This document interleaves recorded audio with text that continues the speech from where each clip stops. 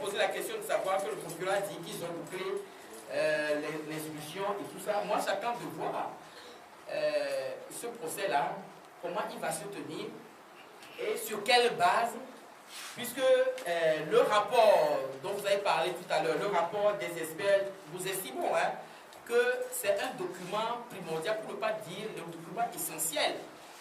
Le document essentiel de la procédure, un document sur la base duquel forcément doivent tourner toute l'accusation à charge et à décharge doit être centrée sur ce document-là. Et moi j'estime que dans une bonne administration de la justice, ce document doit déjà se trouver dans le dossier du juge d'instruction. S'il n'y est pas, ça serait dommage. Il doit y être déjà, puisqu'il s'agit d'un rapport d'experts qui a conclu à cela. Bon, je crois que nous devons comprendre, si le gouvernement aujourd'hui refuse de publier ce rapport, c'est que nous connaissons notre pays. Lorsque les rapports n'arrangent pas le gouvernement, nous savons ce qu'on a fait. Je vous rappelle le rapport de la CNDH, ce qui en a été fait, vous le savez.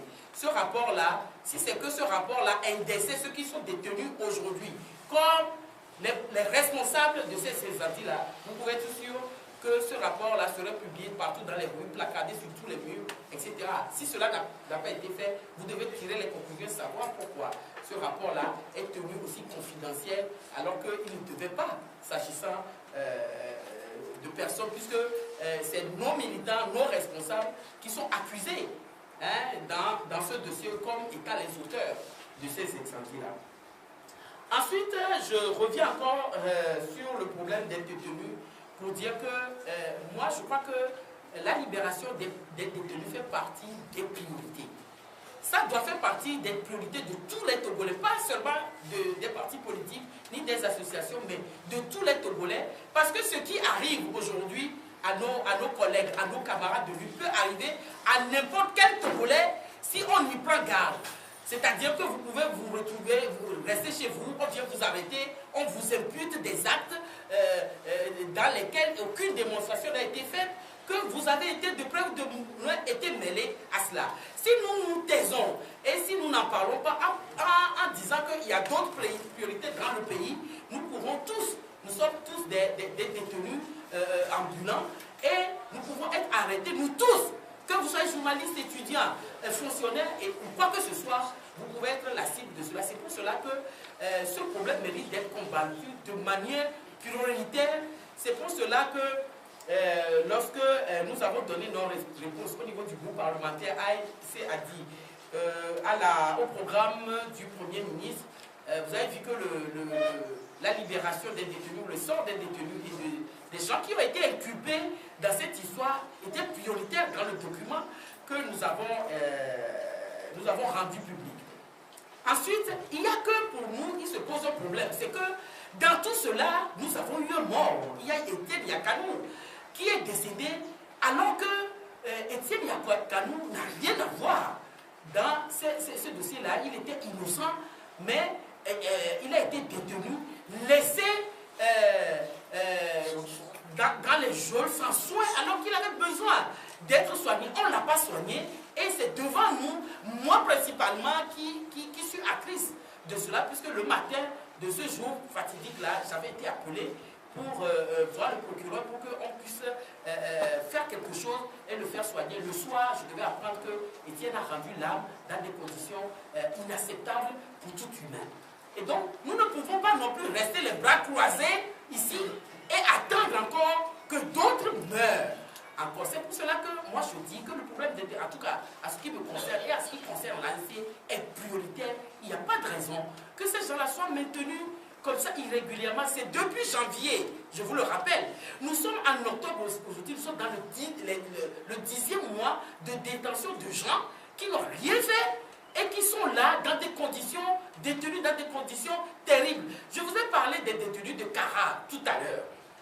Et Kamenge qui est très malade, un détenu qui a été piqué par des scorpions alors qu'il avait déjà des problèmes cardiaques. Moi je crois que tout à fait cessante.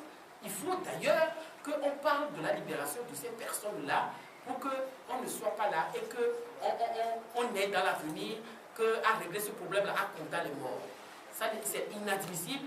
Nous ne devons pas accepter tous, tels que nous sommes, journalistes, étudiants, fonctionnaires, tous les Togolais, quel Togolais ne peut accepter ce qui est fait aujourd'hui, parce que demain, si nous fermons les yeux dessus, ça pourrait nous arriver à nous également. Enfin, je terminerai en disant que les détenus qui sont là coûtent à certains très cher.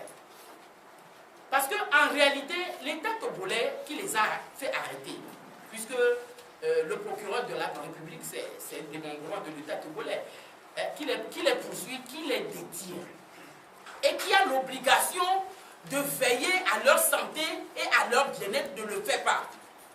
Quand ils sont malades, l'État ne prend pas en charge les frais de santé de ces personnes-là. La nourriture non plus n'est pas prise en charge. Rien n'est fait par l'État togolais en ce qui concerne les détenus. Alors que l'État a l'obligation de veiller au bien-être, aux soins des personnes qu'il détient et dont la responsabilité d'État de leur santé incombe unilatéralement et principalement à l'État togolais. Je vais vous donner un chiffre. Depuis janvier, ce que nous avons essayé de faire avec l'aide de nos militants et des gens de bonne volonté qui ont accepté de cotiser pour que nous puissions gérer ces détenus-là, nous sommes arrivés au jour d'aujourd'hui à la somme de 7 887 423 francs. Tout à l'heure, j'essayais de faire le point. Tous les mois, nous essayons de donner quelque chose aux épouses pour qu'ils puissent prendre en soin, prendre en charge les soins et la nourriture de ces personnes détenues. En janvier, nous avons eu à débourser 520 000. En février, 530 000. En mars, 840 000. En avril, 1 765 725. En mai, 875 000. En juin, 1 170 730 francs. En juillet, 610 000. En août, 887 580 francs. Et en septembre, 690 000. Il n'y a pas de raison que l'État emprisonne des gens et mette la responsabilité, la prise en charge de ces personnes-là irrégulièrement détenues sur d'autres personnes. Voilà pourquoi j'estime, l'ANC estime que la libération des prévenus est une question prioritaire qu'il faut régler le plus rapidement possible. Je vous remercie.